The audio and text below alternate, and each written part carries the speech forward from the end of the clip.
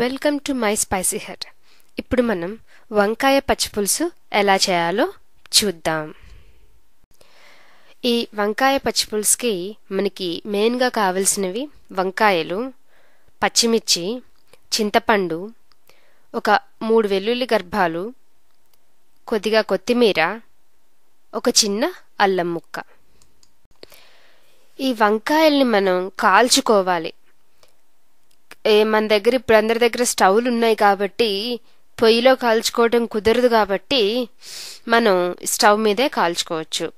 ఈ వంకాయకి outer layer మీద కొంచెం ఆయిల్ తీసుకుని కొద్దిగా అప్లై చేసి, అసలు ఆయిల్ అంటుకోదు, అలా అంటుకున్నంత వరకు కొద్దిగా అప్లై చేసి ఇలా స్టవ్ మీద పెడితే అవి చక్కగా ఉడుకుతాయి. పచ్చిపులుసుకి అన్ని పచ్చిగానే ఉండాలండి.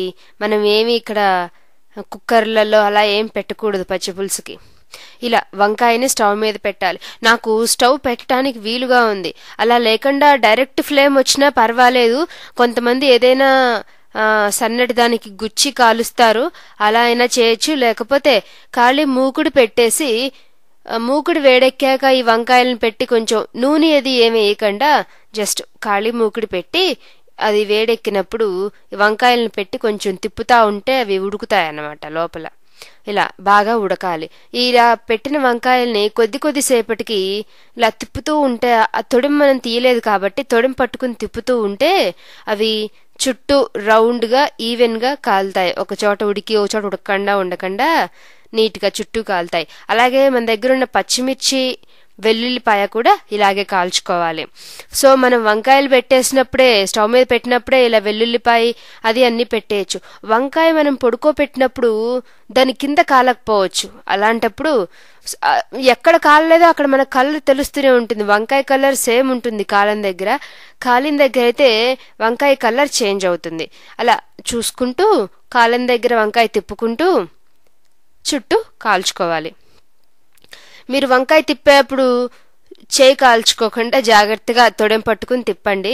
ఆ తొడెం కూడా స్టవ్ మీదే ఉంటే ఇలా ఏదైనా వుడెన్ స్పూన్తో తొడాన్ని లేపి ఇలా తిప్పుతూ ఉన్నారంటే మీకు వీలుగా ఉంటుంది. ఇలా చూస్తున్నారుగా వంకాయ మొత్తం కలర్ చేంజ్ అయిపోయింది. ఏదో వుడెన్ కలర్లోకి వచ్చేసింది వంకాయ, శుభ్రంగా కాలినట్టు అనిపిస్తుంది కదా. అలాగే పచ్చిమిర్చి, వెల్లుల్లి గర్భాలు కూడా ఇలాగే పెట్టి కాల్చుకోవాలి. ఇంకా మనం చింతపండు రసం తీసుకుని ఉంచుకోవాలండి. ఇప్పుడు అందరం చింతపండు కలర్ మారకుండా ఉంటానికని ఫ్రిడ్జ్లో పెడుతున్నాం కదా. ముందు తీసి పెట్టుకుంటే పర్వాలేదు, అప్పటికప్పుడు చింతపండు తీయాలి అని గుర్తొచ్చి ఫ్రిడ్జ్లో నుంచి తీయాలంటే గట్టిగా ఉంటుంది. దాన్ని నీళ్లు పోసి రసం తీయాలన్నా కూడాను రాదు. అందుకనేసి ఏం చేస్తామంటే కొద్దిగా నీళ్లు పోసి ఓవెన్ కనుక ఉంటే ఓవెన్లో పెట్టి 2 ఉడుకులు రానివ్వచ్చు. ఓవెన్ లేకపోయినా కానీ కొద్దిగా వేడి నీళ్ళు పోస్తే చింతపండు నానుతుంది. నానాక మనం గుజ్జు తీయచ్చు. ఇక్కడ నేను నీళ్లు పోసి ఒక ½ కప్ అనుకోవచ్చు చింతపండు మునిగే వరకు పోసి ఓవెన్లో పెట్టి ఒక 2 నిమిషాలు ఉడికించానంటే శుభ్రంగా మరిగి ఇలా ఉడుకుతుంది. ఇప్పుడు దానిని కొంచెం ఆరనిచ్చి, వేడిగా ఉంటుంది కదండి, దాన్ని కొంచెం ఆరనిచ్చి శుభ్రంగా పిసికి రసం తీసేసి ఆ తుక్కు అది ఉంటుంది కదండి, ఈనెలా ఉంటాయి కదా, అవన్నీ తీసేసి చిక్కటి గుజ్జు తీసుకుని పెట్టుకోవాలి. అలాగే చిన్న అల్లం ముక్క తీసుకుని సన్నగా తురుముకుని పెట్టుకోవాలి. అలాగే వెల్లుల్లి గర్భాలను కూడా అలా స్టవ్ మీద పెట్టి సన్నసగన అలా కాల్చాలి. పచ్చివి ఏ నూనె అది ఏం లేకుండా డైరెక్ట్ స్టవ్ మీద పెట్టి కాల్చాలి.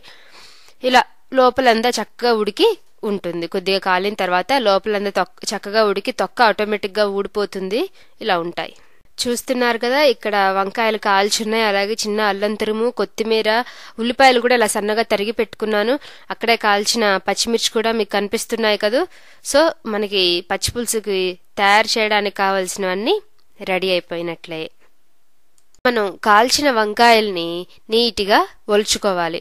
వంకాయ శుభ్రంగా కాలి ఉంటే తొక్క చాలా ఈజీగా వచ్చేస్తుంది. ఎక్కడైనా తొక్క రాలేదు అంటే వంకాయ లోపల అక్కడ ఉడకనట్టు అర్థం. అలా ఉడకనప్పుడు ఎక్కడైతే మీకు తొక్క రాలేదో ఆ వైపున అలా స్టవ్ మీద పెట్టారంటే అక్కడ కూడా కాలి శుభ్రంగా ఉడుకుతుంది. తర్వాత మీరు అక్కడ కూడా తొక్క తీసేసుకోవచ్చు. వంకాయకి సాధారణంగా పురుగు పట్టే గుణం ఉంది కాబట్టి మనం వంకాయని శుభ్రంగా ఒలిచేసుకున్నాక ఇలా విడదీసుకున్నామంటే దాంట్లో లోపలంతా క్లియర్గా తెలుస్తుంది ఏమైనా పురుగు చీడ అది ఏమైనా ఉందా అని. అలా చెక్ చేసుకుని వంకాయలన్నీ ఒక బౌల్ తీసుకుని ఆ బౌల్లో వంకాయలన్నీ మెదిపి ఉంచుకోవాలి. మనం కాల్చిపెట్టుకున్న పచ్చిమిర్చి వెల్లుల్లిపాయ చేత్తో మెదిపి ఆ గుజ్జులో వేయాలి. అలాగే మనం తురిమి పెట్టుకున్న అల్లం ముక్క అలాగే తరిగి పెట్టుకున్న ఉల్లిపాయ కూడాను వేసి ఆ గుజ్జుని చక్కగా ఇప్పుడు మనం తగినంత ఉప్పు, చిటికెడు పసుపు, కొద్దిగా చింతపండు పులుసు వేసి కలుపుకోవాలి. మీ చింతపండు గుజ్జు ఎంత తీస్తే అంత మొత్తం వేసేద్దండి, ఎక్కువైతే మళ్ళీ వేస్ట్ అవుతుంది.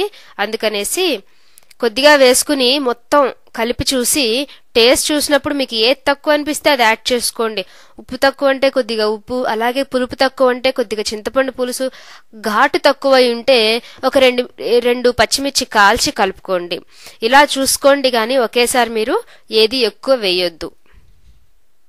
ఇప్పుడు మన పచ్చిపులుసు ఆల్మోస్ట్ అయిపోయినట్లేనండి. దీనికి తాలింపుతో మనం ఫినిషింగ్ టచ్ ఇచ్చేయచ్చు. ఈ పచ్చిపులుసుకి నాకు తెలిసి తాలింపు అక్కర్లేదండి. తాలింపు ఎందుకు వేస్తున్నామంటే just for name sake, just కలర్ఫుల్గా కనిపించడానికి అంతే.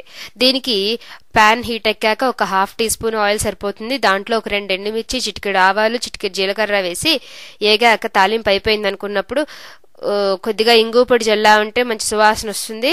ఇప్పుడు ఈ తాలింపుని మన వంకాయ చట్నీకి కలిపేసామంటే మన వంకాయ పచ్చిపులుసు రెడీ అవుతుందండి. ఫైనల్ టచ్గా మనం తరిగి పెట్టుకున్న ఈ కొత్తిమీర ఉంది కదండి, కొత్తిమీర పైనంతా వేసి స్పూన్తో ఒక్కసారి పైకి కిందకి బాగా కలిపామంటే మన ఈ వంకాయ పచ్చిపులుసు రెడీ టు ఈట్ అండి. మీరు నా వంటని ఎంజాయ్ చేశారు కదా. నా మరిన్ని రెసిపీస్ కోసం నా బ్లాగ్ సైట్ విజిట్ చేయండి. నా blog site address www.myspicyhut.blogspot.com. Thank you.